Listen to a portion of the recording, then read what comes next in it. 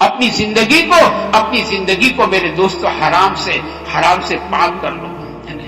اللہ نے رمضان کا مہینہ اسی لیے دیا ہے لعلکم تتقون، تاکہ تمہاری زندگیوں میں تقوی آ جائے، تمہاری زندگیاں حرام سے پاک ہو جائے. اپنی زندگیوں کو حرام سے پاک کرنا ہے نا.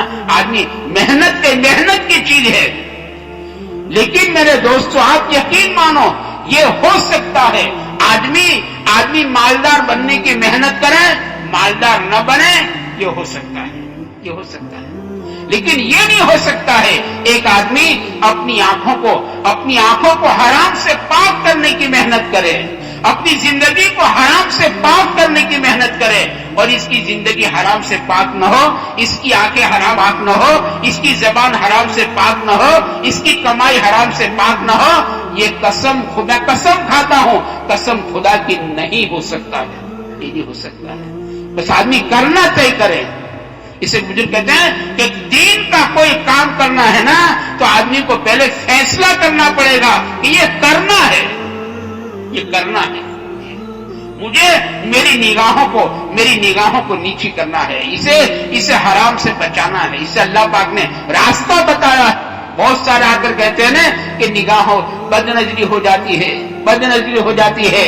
اس کا علاج اللہ نے قرآن میں بتایا. اپنی نگاہوں کو نیچی کر لو.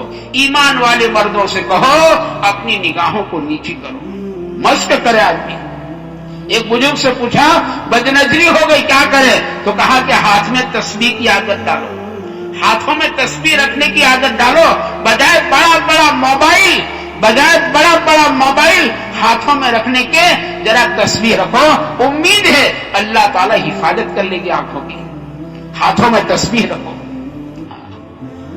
نگاہوں کو نیچی کر لو، استحضار کرو. ایک بزرگ نے فرمایا استحضار کرو وہ قرآن کی آیت کا کہ اللہ تعالیٰ آنکھ اور دل کی خیانت سے باخبر ہے.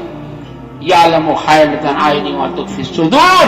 یہ میری نگاہوں کی پتلی کتنی خیانت کرتی ہے وہ اللہ اس سے باخبر ہے.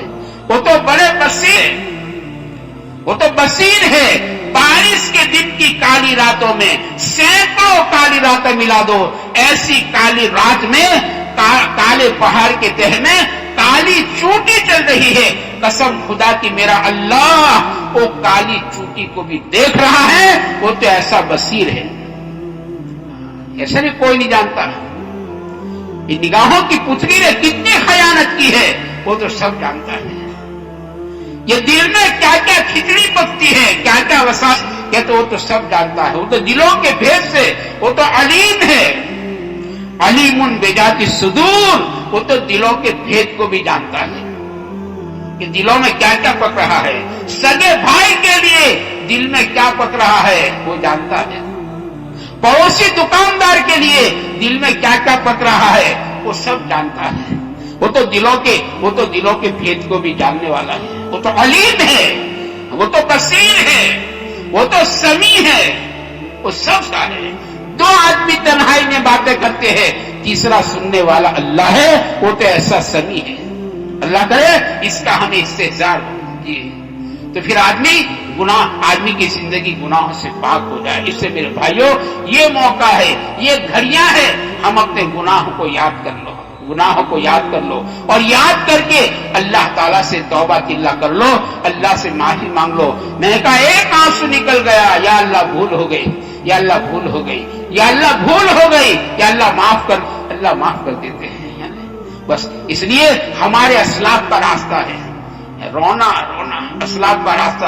اسے کہتے ہیں رمضان کے مہینے میں پیارے نبی صلی اللہ علیہ وسلم آپ کی آہو جاری بہت بڑھ جاتی تھی. آپ کا رونا نہیں، آہو جاری کے معنی رونا نہیں ہوتا. آہو جاری کے معنی کاکلودی، جس کو گجراتی میں کہو کاکلودی. پیارے نبی صلی اللہ علیہ وسلم کی رمضان کے مہینے میں آپ کی کاکلودی، آپ کی آہو جاری رمضان میں بہت بڑھ جاتی. یہ رمضان اسی لیے ہے، رمضان کی مبارک راتیں اسی لیے ہے. اللہ کرے ہماری آہو جاری بڑھ جائے، اپنے لیے، اپنے گھر والوں کے لیے رونا، گھر والوں کا فکر. ان کا آخرت میں کیا ہوگا؟ میری بیوی کا آخرت میں کیا ہوگا؟ یہ گھر میں سب سے پہلے اٹھتی ہے، یہ سب سے آخر میں سوتی ہے، اس نے میری اولاد کو اپنے خون کا دودھ بنا کر پلایا ہے۔ عورت کا دودھ اس کے خون کا بنتا ہے، میری بیوی نے میری اولاد کو اپنے خون کا دودھ بنا کر پلایا ہے، اور رات رات گیلے میں پڑی رہتی تھی، میری اولاد کو اس نے سوکھے میں سلایا ہے، اس نے اپنی گود کو میری اولاد کے لیے بستر قرار دیا ہے۔ میری بیوی کی آخرت کا کیا ہوگا؟ اللہ کے پیارے نبی صلی اللہ علیہ وسلم نے اپنے گھر والوں کا فکر کیا بھلایا نہیں ہے؟ بس کماؤ کھلاؤ پلاؤ نہ، یہ اللہ کے پیارے نبی صلی اللہ علیہ وسلم نے اپنے گھر والوں کا اتنا فکر ہے۔ ایک کہہ دیجیے اپنے گھر والوں کو نماز کا حکم کیجیے اور خود بھی اس کا اہتمام کیجیے، حضور سے کہا جا رہا ہے۔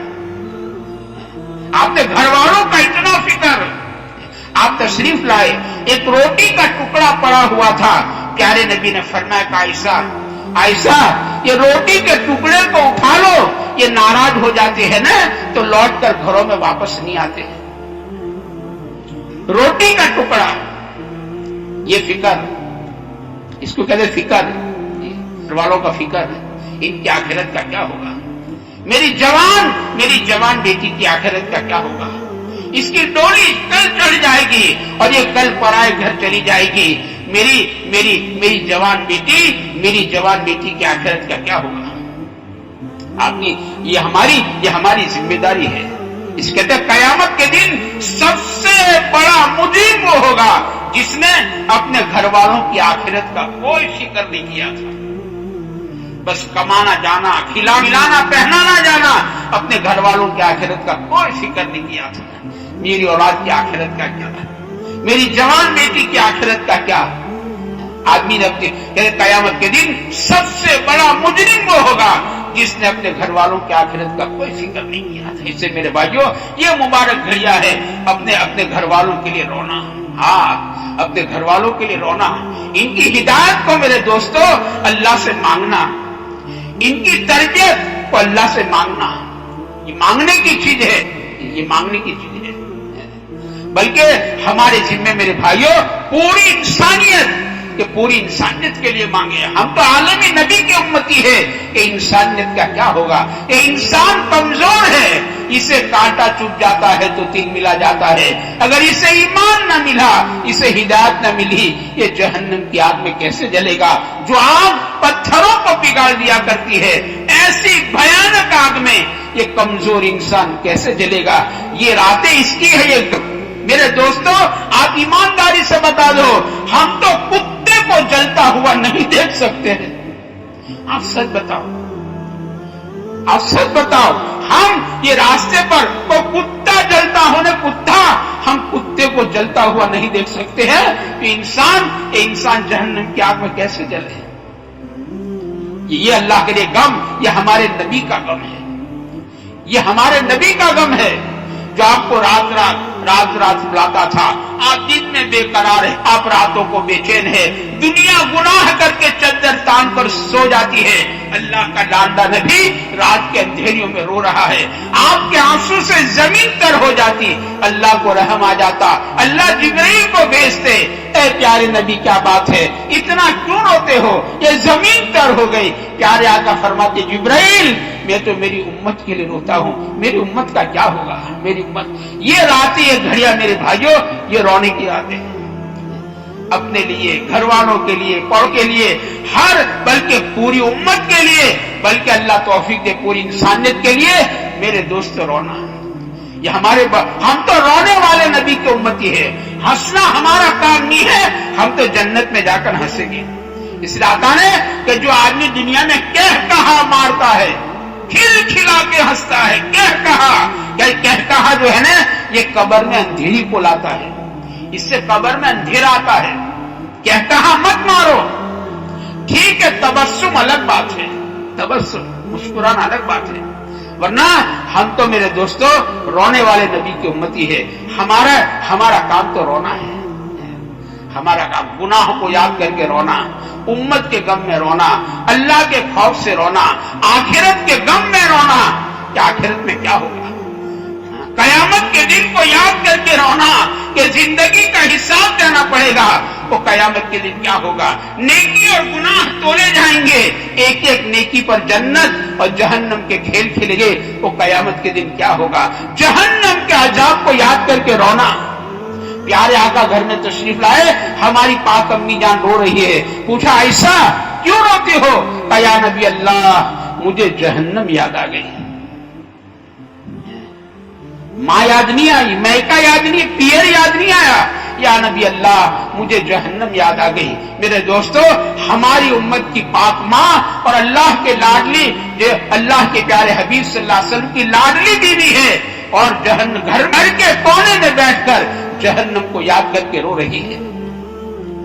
جہنم کو یاد کر کے. میرے دوستو سچ بتاؤ، یہ تو مشاورے کی بات ہے، کبھی ہمیں جہنم یاد آئی ہے؟ حالانکہ جیسے کل کہا، ہمیں تو رمضان میں وظیفہ دیا ہے کہ اس کو خوب مانگو، خوب مانگو، خوب مانگو. اللہ الہ الا اللہ، استغفر اللہ، اسألک الجنہ واعوذ بک من النار. یا اللہ میں جنت کا سوال کرتا ہوں، میں جہنم سے پناہ مانگو. خوب مانگو، خوب مانگو، خوب مانگو. رمضان پورا ہونے کے قریب ہے. عجیب بات اللہ والے کہتے ہیں کہ بندہ کسی چیز کو بار بار بار بار بار بار اللہ سے مانگتا ہے نا تو اللہ کو پیار آ جاتا ہے. بچہ بھی ماں کے پاس کوئی چیز بار بار مانگتا ہے نا، ماں جھلک دیتی ہے، لات مانگ دیتی ہے. وہ اللہ سینکڑوں ماؤں سے زیادہ مہربان ہے. بندہ کسی چیز کو بار بار مانگتا ہے، اللہ کو پیار آ جاتا ہے. کہتے ہیں بندہ بار بار سے جنت مانگتا ہے، یا اللہ جنت دے دے، یا اللہ جنت دے دے. بار بار جنت مانگتا ہے تو جنت بھی اللہ تعالیٰ سے درخواست کرتی ہے، یا باری تعالیٰ یہ تیرا فلاں بندہ جو ہے نا بار بار تجھ سے مجھے مانگتا ہے، یا اللہ تو مجھے دے دے اسے. اور کہتے ہیں بندہ بار بار اللہ سے جہنم سے پناہ مانگتا ہے، یا اللہ جہنم سے پناہ دے دے. تو کہتے ہیں جہنم بھی اللہ تعالیٰ سے اپیل کرتی ہے، یا باری تعالیٰ یہ تیرا بندہ بار بار مجھ سے چھٹکارا مانگتا ہے، یا اللہ اس تیرے بندے کو مجھ سے چھٹکارا دے دے. جہنم کہتی ہے آدمی بار بار اللہ تعالیٰ سے مانگے، جہنم سے چھٹکارا مانگے. تو میرے دوستو یہ مبارک راتیں، یہ گھڑیاں میرے دوستو اسی کے لیے ہے کہ ہم اللہ تعالیٰ سے فیصلہ کرا لیں، اپنے گناہوں سے معافی صافی کر لیں، اور امت کی طرف سے وکیل بن کر میرے دوستو اللہ کو منوا لیں. ایک تو اللہ سے مانگنا ہے، اور ایک اللہ منوانا ہے. اللہ کو منوا لو، روٹھے ہوئے رب کو میرے دوست منوا لو. یہ مبارک گھڑیاں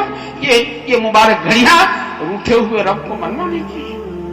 اسے کہتے ہیں جب بارش کی ضرورت ہو، بارش برس کے نہ دیتا ہو تو سمجھ لو زمین والوں سے آسمان والا ناراض ہے. یہ تھرمومیٹر ہے. بارش کی ضرورت ہو، بارش برس کے نہیں دیتا تو سمجھ لو زمین والوں سے آسمان والا ناراض ہے. اس سے میرے بھائیوں یہ مبارک اپنے روٹھے ہوئے رب کو منوانا ہے. آئندہ اپنی زندگیوں کا رخ صحیح کرنے کا میرے دوستوں عزائم کر لے. یا اللہ اب تو انشاءاللہ ہم تجھ کو ناراض کرنے والے کام نہیں کریں گے. اللہ تعالیٰ سے میرے دوستوں یہ اللہ تعالیٰ سے عہد کر لیں، پچھلے زندگی سے پچھلے گناہوں سے میرے دوستوں توبہ کر لیں، اور اللہ کریں یہ مبارک مہینہ ہماری زندگیوں میں تقوی کے آنے کا اللہ تعالیٰ ذریعہ بنا دے، اور ہماری رمضان کے بعد کی زندگی اللہ کے رمضان جیسی ہو جائے. اللہ تعالیٰ ہم اس کی توفیق